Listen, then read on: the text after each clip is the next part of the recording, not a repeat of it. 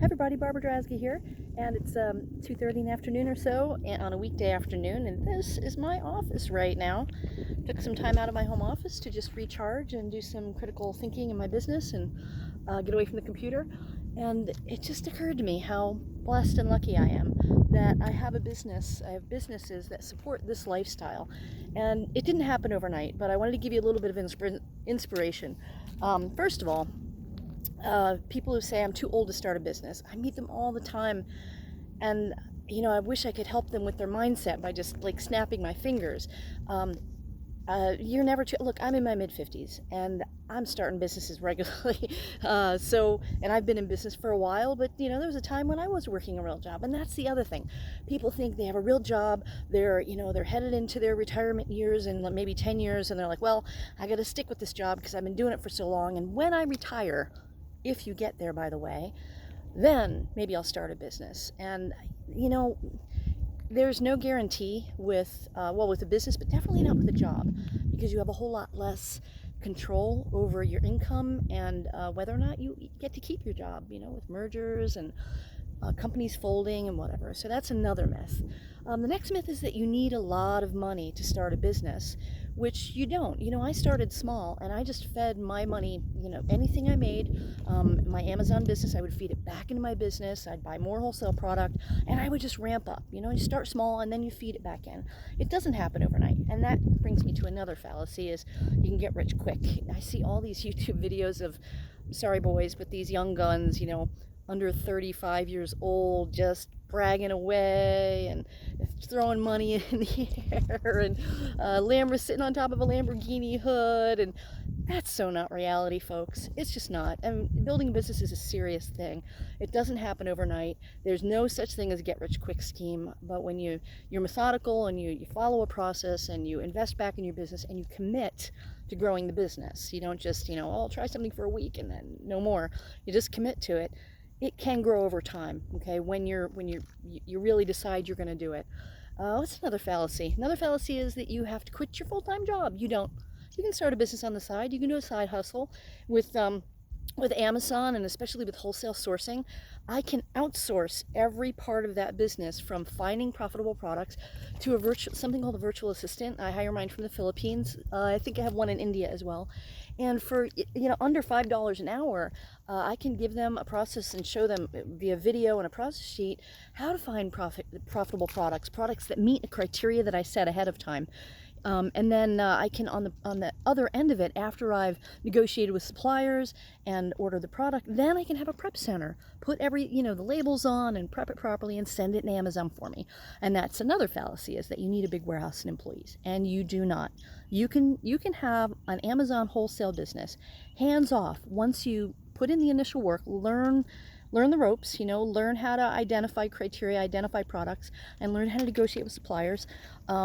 And then you can get it running on its own pretty much, okay, where you're hands off. And if you want to keep working your job, then keep working your job while you've got that Amazon business bringing in the money as another income stream.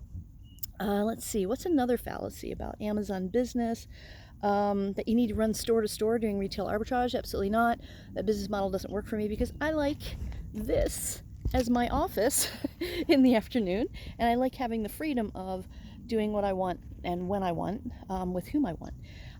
Another thing is, a lot of people don't think about this when they're starting any kind of business, but especially an Amazon business. I find they don't realize just how valuable an asset they're building. So when you build a business the right way, and that means with like wholesale accounts where you lock down as the exclusive seller, those contracts are worth more money sometimes than the actual income of the products that you're reselling from those suppliers. I just learned that recently, that the exclusive contracts I have with some of my suppliers have made my Amazon business much more valuable should I decide to sell it than I thought. I went to a business building conference a couple weeks ago and discovered that in talking to two business brokers. Like, oh my gosh, I didn't realize that the assets I've been building with the contracts that I negotiate with the suppliers, the brand owners, are worth a whole lot more should I decide to sell the business. And that's the other thing. Let's say you're an introvert like me, believe it or not. There's a guy coming up the trail. Let's wave to him when he comes by, right? So if you're an introvert like me, it's scary to pick up the phone and talk to suppliers and negotiate, right? Well, I'm finding that being an introvert, I have an edge, and also being a female introvert, I have an edge because I can understand the brand owner's perspective and be more be compassionate and understanding of his needs. Say hello.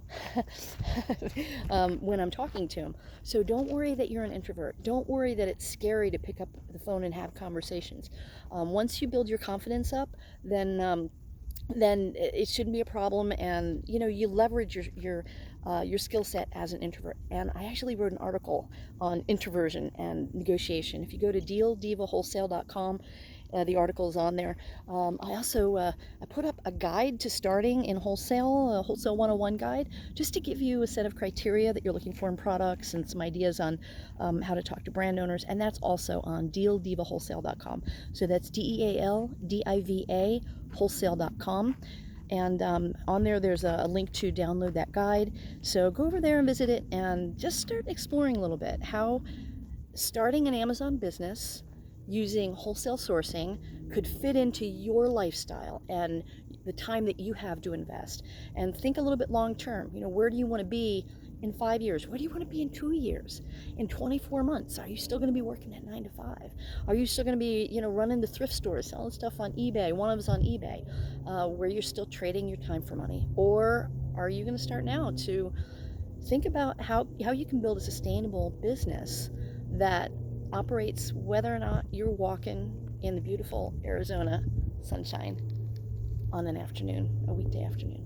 So again, my name is Barbara Drazga. If you like what I said, go ahead and hit my subscribe button on my YouTube channel and go to dealdivawholesale.com, and there's a bunch of articles and videos I've done in there that might be useful for you, all about Amazon, wholesale, and kind of the ins and outs, nitty gritty, and some mindset stuff too. So glad I was able to share with you today. I'm going to go walk up that mountain over there. Wish me luck. Talk to you guys later. Bye.